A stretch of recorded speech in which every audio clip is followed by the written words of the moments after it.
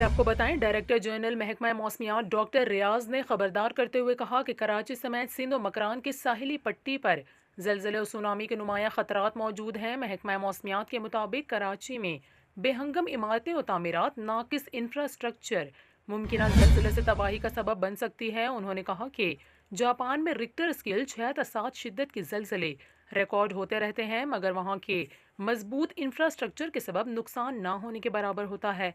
लेकिन कराची में 7 से ज़्यादा शिद्दत का जलजला बड़े नुकसान का सबब बन सकता है। उन्होंने ये भी कहा कि साहिली पट्टी पर मैंग्रोव प्लांटेशन समुद्री तूफान की शिद्दत में नुमाया कमी ला सकती है। कराची और बलूचिस्तान की साहिली पट्टी मेजर फॉल्ट लाइन पर है। उन्होंने बताया कि जलजले का सबब बनने वाली 3 बड़ी टेक्टोनिक प्लेट्स मकरान के करीब समंदर के नीचे वाक़ हैं। इन प्लेटों पर दबाव बढ़ने से साहिली पट्टी पर सुनामी के खतरात ज़्यादा हैं।